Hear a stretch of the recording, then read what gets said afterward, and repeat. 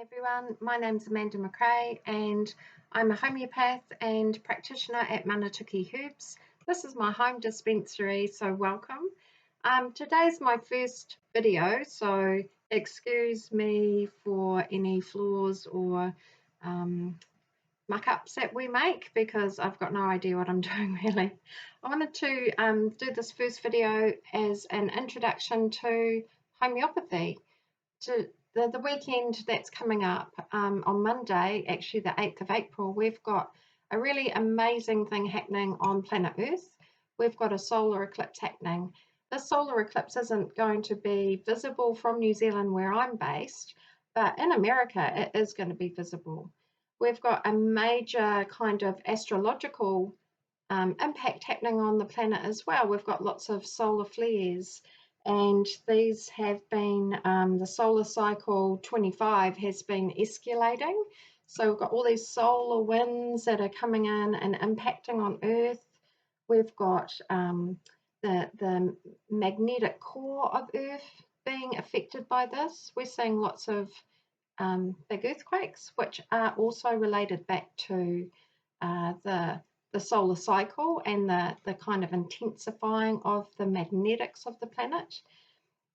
There's a website called spaceweather.com, and it shows you, it's got a lot of information that you should check out, but what they're also showing is that in science, we've got science projects, namely in America, who are wanting people to participate in observations of what the solar eclipse coming up on the 8th, what the impact is on animals around them.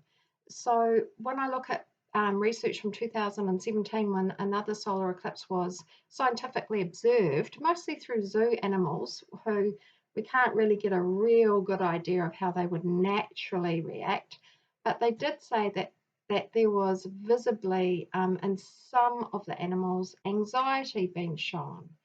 So when we use a study, a scientific trial potentially, and see what the impact might be on a human, of course it will be different potentially, but my interest is, okay, well, what's the solar eclipse impact going to have on us?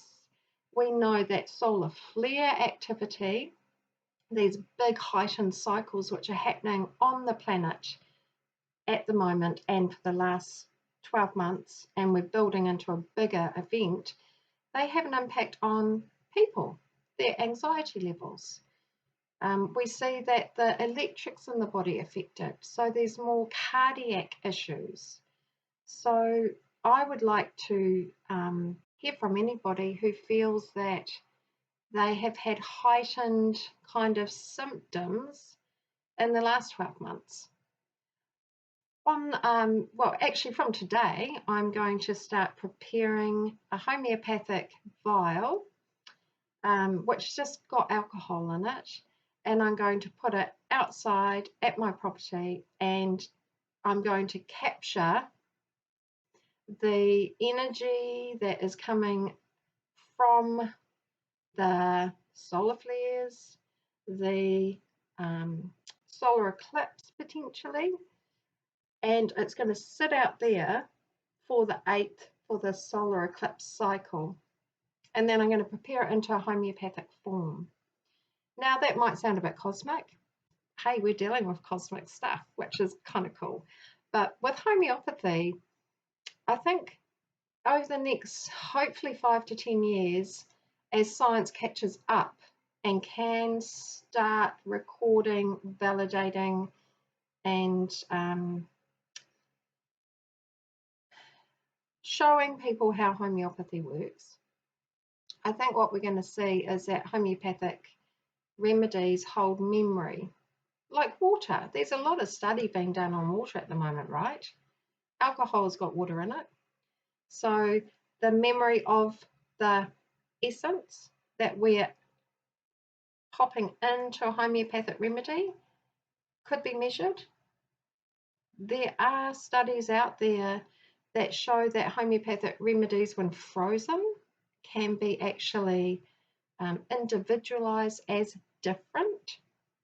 So 3 or 4 different remedies that were frozen had a different radioactive a radioactive light.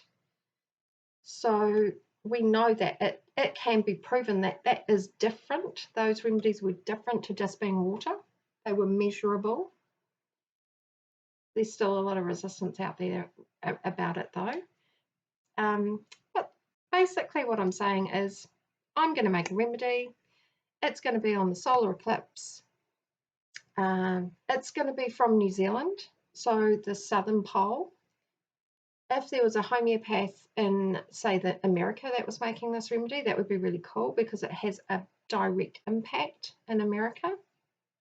And it'd be quite cool to even mix those remedies together and see what a northern and southern pole kind of mix creates. So if you're an American homeopath making that remedy, I'd love to connect with you.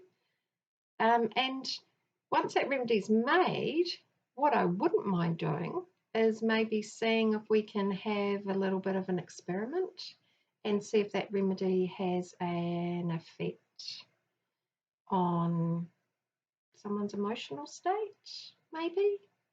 We'll see. We'll see where this ends up. But this is what I'm kind of putting out there, and there'll be more of these sort of videos and introducing you to the way that the herbal preps are made that I use, the homeopathic remedies, and just kind of getting a discussion out there.